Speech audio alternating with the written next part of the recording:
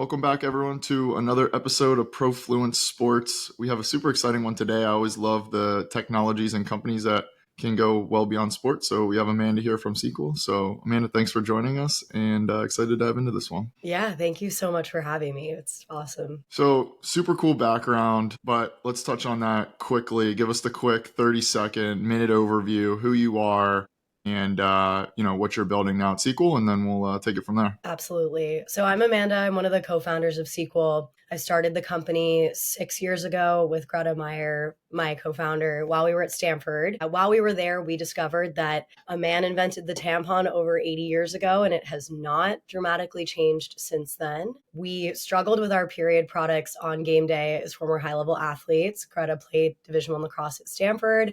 I competed for the United States for almost 10 years in the sport of competitive life saving, and we could never find a period product that we could rely on that would keep us distraction free and was comfortable. And so we leaned on our engineering degrees while at Stanford to create the product we wished we had on game day. And tell us a little bit more about this product, like what's different about it. Obviously, usually the audience is like slightly more male. So, however you break it down, I'm sure you're doing this a lot, so we don't need to spend too much time on it either. Yeah, I'm gonna make it super simple. So everyone that is a guy listening can share this with the women in their life. Very amazing information you're gonna share with the women in your life right now. Tampons, as they've been designed since their invention, have vertical channels that go top to bottom. This can funnel the fluid away from the absorbent core down the side. When you pull out your tampon, there's a red line down the side. It has leaked. It is not evenly absorbed, and it's super uncomfortable and very unpredictable when you're wearing it. And so we hypothesized at Stanford that if you introduced a helical spiral to the outside of around the outside of the tampon, this would have horizontal channels. It would interrupt the flow path downward and have promote more even absorption so that you could hopefully have a more comfortable and reliable period experience. And so that's why we call it our sequel spiral technology. It is patented, and it is something that we wanted to bring to the market so that not just athletes, but everybody could have more options available to them on the shelf. Super cool. And the sports angle, like bring us full circle on that. That's what you want to attack first. There's the biggest problem with play in that because a lot of the technologies previously have just been for more, this probably isn't the right word, but like sedentary lifestyles. They're not even adjusted. So it's almost like you're evolving on two fronts, like for active lifestyle in game, and then obviously the technology of the tampon itself, or where does the sports tie in? Yeah, the sports is just so core to our founding story, and both Greta and my motivations for creating this product. The sequel spiral technology, that is our guiding differentiation. That is why we want you to try the product and love the product, but we want to get it into as many hands as we possibly can. And in order to do that, we are leading with a marketing strategy and a go-to-market strategy that is grounded in partnering with the best sports organizations in the world so that you know about us and you can come to our website or TikTok and then in the future on the shelf and know who we are. And then you can learn about our technology and you can say, oh my God, that makes so much sense. Why have I never had a spiral tampon? And give us the breakdown. You obviously just did a super cool for anyone. We'll post all the links, but you can check it out on their social media pages, their activation with in DC. But give us some. I know you got in with the Indiana Fever, which I'm sure has been super beneficial of late with obviously all the talent they have there, including Caitlin Clark. But from a high level, these partnerships, how do they work? How did you get in the door? How are you working it? What's the ultimate goal? Give us an overview of that when you're partnering with some of these sports leagues and teams. Yeah, I mean, we do all kinds of partnerships within sports, right? So we started out in 2024 by doing the first tampon partnership in the history of the NCAA by supporting Stanford Athletics, and that was kind of our opening partnership to sports and to supporting female athletes in some of their most critical moments. That led us to, and they're all different, right? That one is very different to our partnership with Lexi Hull. Lexi Hull is a standout player in the WNBA. She plays for the Indiana Fever. She won the unrivaled inaugural championship this past season, and she also has 2 engineering degrees from Stanford that she achieved before being drafted. And so she's a brand partner of ours. That partnership is very different than the stadium partnerships that we have. We work with DC United, and we work with Audi Field and the DC Power, which is the Gainbridge Super League team. And we work with those teams to supply complimentary period products to every female fan that goes to Audi Field. We do the same thing with Gainbridge Fieldhouse. We work with the Indiana Fever. We are their official tampon partner, but you can also get free tampons inside of Gainbridge Fieldhouse. For us, it's really important to not only support the athletes, but also have the fans be able to experience sequel. And a great way to do that is when they come to a game. Yeah, it's an approach I've seen work of, we'll call it like top down. Now, how do you obviously you got in with some on the college level using the alumni base of Stanford, and we're going to come back around to that a little bit later, but I just want to stick on where we're at now. As you now try to push, like, are you pushing more downstream? Are you pushing a little bit more into like other verticals or vehicles that, maybe it's entertainment or concerts or, festivals, whatever? How are you guys approaching that, or a mix of both, to use these, we'll call them a little bit more B2B partnerships to then obviously, help on the B2C side as well? Yeah, I mean, before we get into the B2B partnership side of things, creators are very important to us, and creators sharing their stories of loving the product and sharing that with their communities, whether they have 3,000 followers or 100,000, right? So we've done a lot of work in brand building and awareness on TikTok. We are available on TikTok Shop, and we always want to work with creators of any size to get them our products and then be able to share that with their audience. So TikTok has been an incredible brand awareness play for us. Now, coupled with that organic content UGC creator strategy, we also want to have credibility in the category. And so that is why we do these partnerships. We want our customers to know that it is not just for, Lexi Hull shooting threes. Like, it's not just for her. It's not just for athletes of her level, even though it's tried, true, and tested by some of the best in sports. It can also be for a mom pushing her stroller down the street. It can be for you, new out of college, going to a yoga studio for the first time. It could be for sitting at your desk all day, right? So those are all places where we need products that we can rely on and that are comfortable. And so where we are going next is looking to work with, again, creators, but also partners that are showing the range that women can have throughout their day, not just the highest of the high. Of course, it's amazing to show that we're tried, true, and tested by the best, but we also want to show that we are another option and a great option for every kind of lifestyle. Yeah, and something else on that, which I'm sure you were alluding to a little bit, is just with TikTok Shop or even Instagram, like, just for context for people listening, like, I have a friend that if there's a golf product like ad on his Instagram, he's buying it. Like, he has every little gadget you can possibly think of, but then sometimes you don't know of like the drop shipping, and like, so by having those partnerships, I'm sure it's like a credentializer of like, hey, we're not just selling some cheap product, like, just because you're targeted or looking for these things, like, hey, we're trusted by the best, on the individual side and then the team side. Now, when you think about these, because I would say obviously you are both founder led as well, former athletes, you're building a product you wanted for yourself. How do you approach this we were just talking a little bit before for context too, like, you're bringing a lot of your PR and internal, like, how are you approaching it from a founder led journey as well? Telling our story in our own words is how we're going to be able to connect with our customers. And you mentioned TikTok, and there's so many products out there. You don't know if they're being drop shipped. You have no idea what's going on.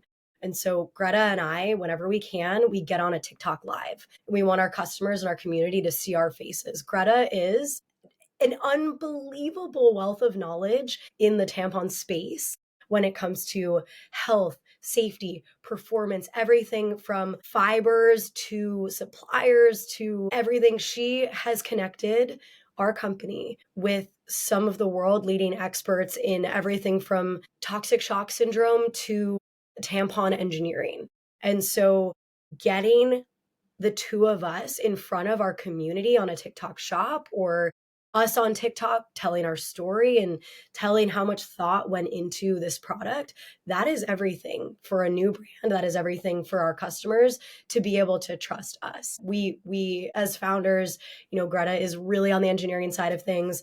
I work with all of our sports partners and on the marketing side of things. And so doing our PR ourselves and being subject matter experts in what we both see as strengths for our sides of the business, that makes all of our earned media so authentic and very relatable to those that are reading it, which are the people we want to be our customers. Exactly. And something else I've just seen a little bit more of an influx of lately, and this isn't even going to be the right comparison because it's not what you are. You're a consumer product for the most part, but just a lot more people trying to build actual physical products that are going into sports first and then going beyond. And, that usually falls into a little bit more hardware than Yeah. consumer. But what have been some of the challenges? What have been some of the obstacles you've overcome? What has been on that side? Because it's not like a lot you see is just people building tech products or SaaS or whatever. How have you managed that? Because I'm sure you might know how to engineer it, but I'm sure there were a lot more challenges, and things that you didn't think of before you started. Of course. Of course, there were so many challenges, as there are with physical products, right? We spent 4.5 years in research and development. And this is something that we really need our customers to know, that we have thought of and researched every last component of this product. And we've thought of everything, and we've spoken to the world leading experts in all of these places, down to the tiniest details. I think our biggest challenge, which we knew going into building this product when we were college students, is that tampons are medical devices regulated by the FDA.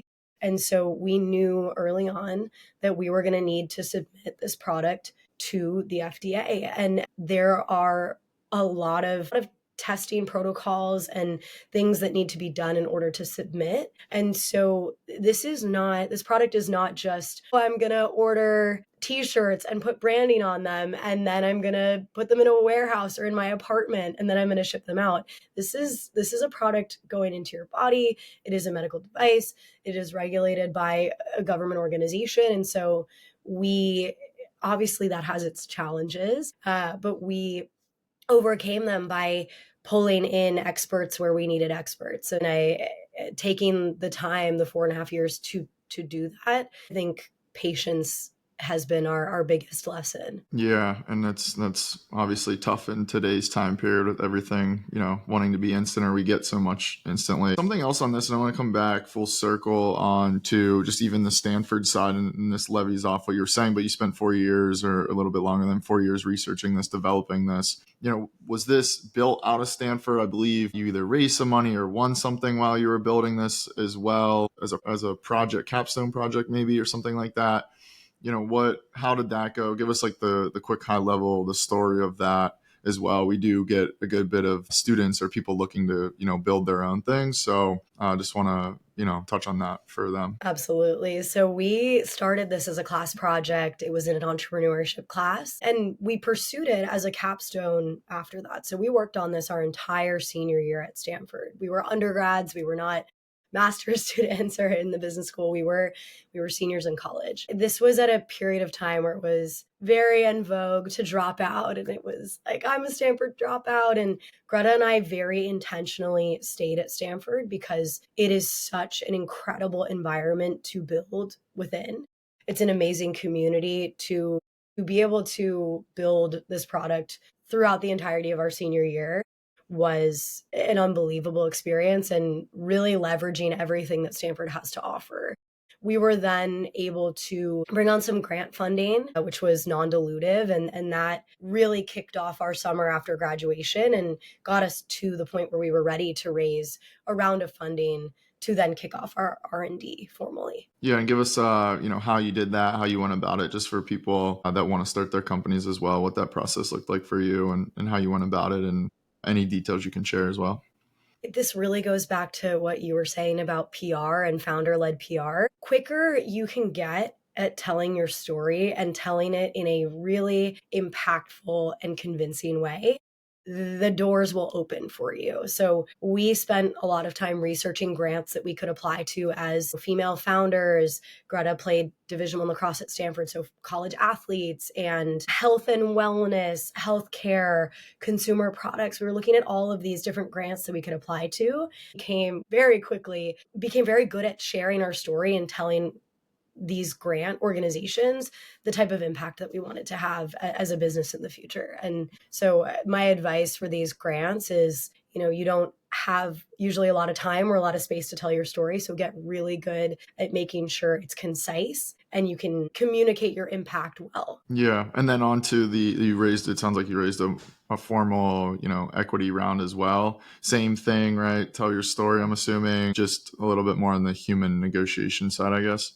But Totally. Stanford VC firm or Stanford grad VC firm, or what did that look like? So our initial round of funding was a mix of the classic friends and family, like people that saw us, believed in us. It was people within the Stanford community. It was people that the Stanford community introduced us to, amazing angel investors that jumped on early on and could come on that journey with us and see our vision. We did have a few VC firms jump in as well, and those are all Stanford community adjacent as well. I mean, it's well documented, the ecosystem that lives in Palo Alto and Sand Hill Road, and they exist just a short walk from campus. Yeah, and something I see a lot and I try to urge people is that they're building, like they're trying to fit into a solution, right? Like, but did you look at any other ideas for your project or ever think of other things, right? Like you actually took on something that, like, it makes it easy to tell your story as well of like, hey, athlete, we were having this problem. Did you know this technology is like 80 years old? We're trying to, reform it, transform it, make it better. Was there anything else you looked at, or, when was it like the light bulb clicked of like, oh, shoot, this is a massive opportunity, not just to help ourselves, but to help, potentially billions of people? So this is really touching on the core of our program at Stanford. Greta and I both came from the design school, or the D school, and the product design program at Stanford is designed to give students tools to actually uncover needs for people, not just give them solutions that they say they want, or solutions, right? Like back into solutions that we think could be a good business idea, or maybe this will make me a lot of money, or people are saying that they want this. They most often actually need something different. And that is what the product design department at Stanford is built for. It's so that we can, build products that people actually need, and not introduce more kind of random things that don't actually have an impact. And so we learned throughout our academic experience everything from human psychology. There were art classes, there were a lot of human factors and need finding, things that pair really well with the engineering and builder, like physical builder side of the degree. They pair together and they help you actually build things that, are well researched, well documented, and things that can actually provide an impact. Yeah, the impact's a big piece. Now, do you think, or a few things, and share what you can? Do you see more products coming down the line? Do you see more or better tech on your current one? How are you sort of looking into the future as you continue to expand SQL? Greta and our incredible engineering team are always looking for feedback. They're always looking for reviews from customers. And because we are at our core, we have engineered this product. We are always looking to our customers to help us figure out where to go next. And yes, we are looking at ways to improve our existing product. Yes, we are looking at other products, but I want people to know that when they comment on a TikTok, when they send us an email, when they comment on an Instagram, we see that. And we, as a engineering led company, we hear you, and we will take every bit of feedback and incorporate it into the future of SQL. Super cool. Anything else? Any other big initiatives? What's getting you excited as we're almost in Q4 now of 2025, which is crazy, but what's getting you excited on the roadmap ahead for you guys on whether product side, partnership side, whatever it is? I'm personally really excited about the impact that being there on the ground for game day can have with future customers. I think people are so oversaturated from a digital content perspective. They see so much content, they consume so many ads, and it's overwhelming. And so getting to be on site has been some of the most impactful things for us. It's been some of my favorite weekends. We were on site for the launch of Athletes Unlimited softball in Rosemont, Illinois in June. That was like one of my favorite days, getting to meet moms and daughters coming to the game. Our Indiana Fever game, it was July 13th, the Indiana Fever versus the Dallas Wings. It was Caitlin was healthy. She was playing against Paige. We have Lexi playing and absolutely having an unbelievable season. Just watching her ball out that game was like, it's like I'm getting chills right now. And being able to interact with all the fans in Indy is just, you can't, like, it's hard for me to explain what that experience is like. And even this weekend, we were in DC for the DC United versus Inter Miami game. We handed out 3,000 packs of tampons to, fans at that game. And that's an MLS game. It's groundbreaking. So I think in a world where we are, again, to reiterate, just oversaturated, getting hit with overconsumption of content, to be in real life is everything. And that's what I'm most excited Yeah. about. I agree with you. We're seeing a big shift, especially now with AI and what's true and what's not true, and just the aggregation. And it's number one why I'm super bullish on sports going forward, because you're not going to lose that in-person element. So, But, also then the tie-in of can you bring the people together and reach them, where they're at, because everyone's trying to reach them online. So, no, Amanda, this has been great. If you have anything else to call out or put out there, let us, feel free to. Other than that, what's the website? Where can people learn more, try it out, what's best for that? Yeah. So right now we're available on our website. It's trisequel.com. We're also available on TikTok Shop. And if you want to learn more about the product, you can visit our social channels. It's TriSequel on Instagram, Sequel on TikTok. And we'd love for you to give us a try. Awesome. Yeah, we'll put all the links up, and then any other games or events you're going to for people that are listening, if they can, get out, get it in person. Yeah, if you're in the DC area, we are available complimentary in every women's restroom at Audi Field. And we'll be Amazing. on site for 2 more DC Power games, and we'll be there for the game in early October for DCU. Awesome. Yeah, make sure to check that out. And Amanda, thanks again for coming on. Super cool what you built, and excited to see where you take it. Thank you so much for having me.